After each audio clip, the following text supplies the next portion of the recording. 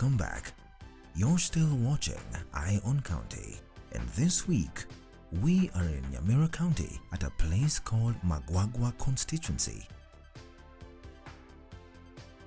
Chris Okinyi Masese is yet another fish farmer in Borabu sub-county, Nyamira County. He says he started his fish farming venture 8 years ago, mainly for subsistence use. However, as the demand for fish kept increasing, he ended up increasing the number of ponds from the initial 1 pond to now having 8 ponds. Ukulima wa samaki nilianza 2010. Nilianza kama chakula ya nyumbani, kusubstitute nipate protein. Nikaanza na pondi moja, lakini wakati nilikuta demand imekuwa high, people were in need of white meat. Nikaanza kuongeza polepole, nikakuwa na pondi 8. Speaking on the fish breeds he started with, Charles revealed that he started by placing 1,000 fingerlings into 1 pond. Nilianza na samaki kama 1,000, so there were some challenges. Mahali una supplier na kuambia ni 1,000. Na sikiwa ndogo, size ndogo ya fingerlings ama fries, you will not be able to count. Unakuta mwisho, by the end of the day unakuta uko na samaki 200, 150, lakini unaambiwa ni 1,000. So nilianza na 1,000, lakini saa hizi nimeharvest 3 ponds, nimepakisa about 5 ponds. Na in those 5 ponds, tuseme tukiweka kuna predators, ndege na normally snakes, na kuna mortality, na catfish, they are cannibal. So approximately ukipata unapata kitu kama 300-400 from a pond. Charles's ponds are all earthen. They're natural types of ponds because they are constructed in places where there is enough clay soil and flowing underground water.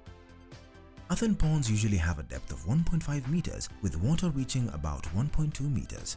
Some of the soil is used to build a boundary around the earthen pond to serve as protection from floods during the rainy season.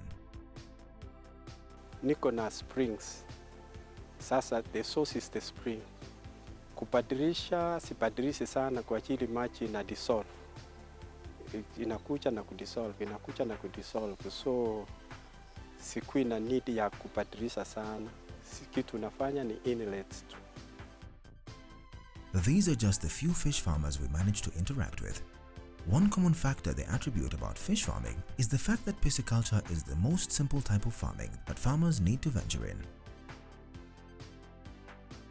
Hii nyumba vile iko hivi, ukitengeneza uweke miti hivi, upigirie miti, alafu ununue hii liner, upigirie liner, na hii mvua inyeshe maji ingie, umeanza farming ya fish.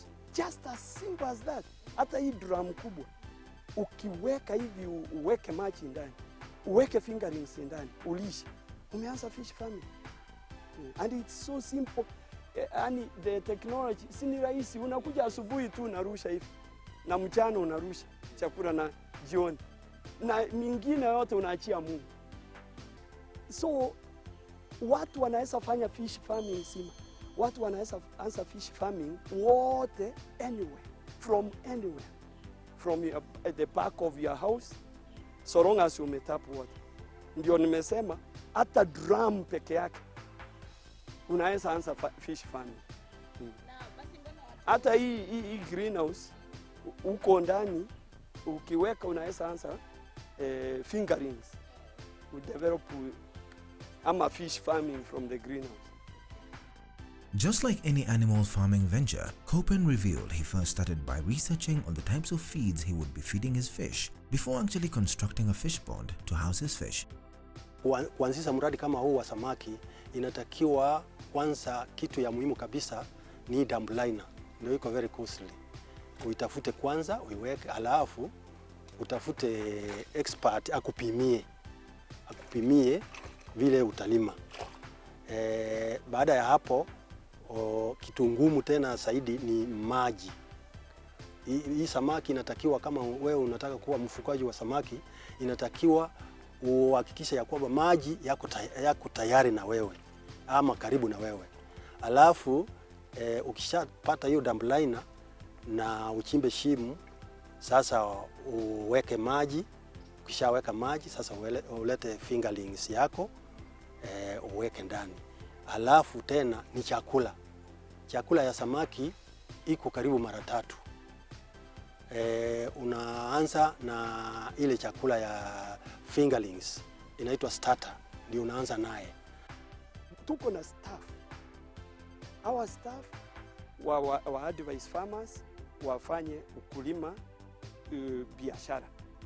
Apart from being told how best to farm fish, we were also taken through the process of actually harvesting fish.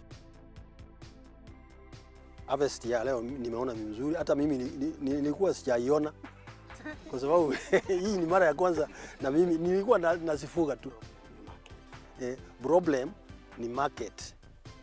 Niliziweka mwezi wa 6 mwaka uliopita, na saa hii zimefika hii size, lakini kulingana na wataalamu wale wa samaki na maafisa wa samaki zingekuwa kubwa kuliko hizi. Problem ni congestion ndio ilifanya ziwe ndogo namna hii, lakini hata hivyo ninaona kama hii harvest iko sawa. Ndiwe siondolewe matumbo, ili saa hiyo sasa ziko tayari kwa mtu kununua ama kwa kuliwa. Fish farming is the type of farming that is yet to be embraced by many farmers. One of the reasons why some farmers shied away from fish farming is the fact that most farmers lacked knowledge on fish farming.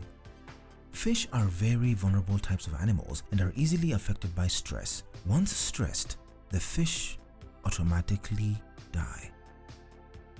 Another factor that can cause fish to die is the presence of toxins either from feeds or in the water. Samaki kukufa labda ni toxic kwa maji. Uweke chakula mbaya kwa maji ikuwe toxic, ama drought. Lakini kukufa hivi si rahisi sana. Ama leftovers are not good kwa samaki. Kwa hiyo those leftovers kama ni maugali ya jikoni nini na nini, it may cause some diseases. Lakini ukikuwa serious to fertilize the pond na ununue chakula ya duka, mortality is not all that high. Na maji uweke ikue ipate fresh water all the time, sio rahisi kukufa. Although fish farming is a fairly new concept in Kenya, it has a long history in Asia and Europe. Promotion of aquaculture started in the early 1920s as a subsistence means of supplementing protein sources in the rural areas. This has, however, changed over the years, with the government putting a lot of effort and resources in promoting aquaculture as a business. Given the right conditions, I mean, they do well, so long as you have what it takes to feed them and the water. This one, like the tilapia, needs more clearer water than the mudfish or the catfish. The many farmers are slowly embracing the idea of farming fish. The amount of fish currently being farmed in Kenya is not enough to meet the demand. Statistics from the Fisheries Department indicate that the current amount of fish in the country only meets the demands of a quarter of the total population in Kenya. The market is so big because even it goes outside Nyamira, even the neighboring, you find that Bomet, there's Kericho and all that. Once the farmers announce that today I'll be harvesting, you get even those people who are able to supply far, they come. Even the hotels here, the market, we have not been able to meet the demand. That's why we are encouraging farmers to embrace aquaculture, fish farming. And we also supplied fingerlings into the dams. But the dams that are there, we also have fish there. Though we are we are just encouraging the dam committees so that they can be able to manage them. Otherwise, that's how we are supposed to. We are applying the dams. Even the locals easily just go and fish them out.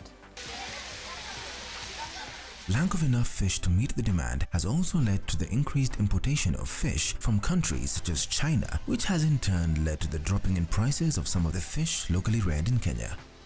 Some of the fish vendors we spoke with told us of the challenges they face. Vile watu wa China walileta samaki.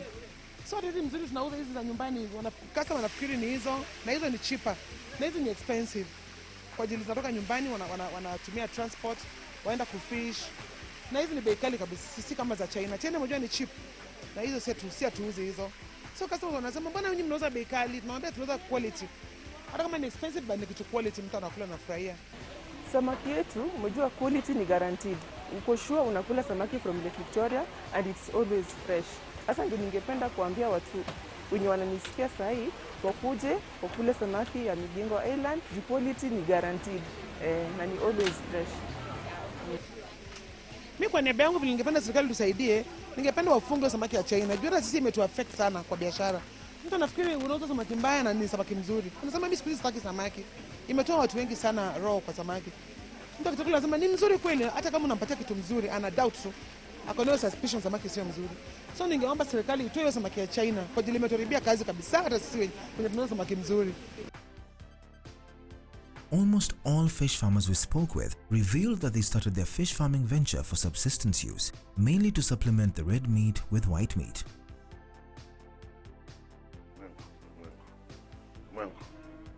John Nyamira, the governor of Nyamira County, is a renowned livestock farmer. Apart from the dairy cattle, he revealed to us that he also rears the two types of fish farmed in Nyamira County.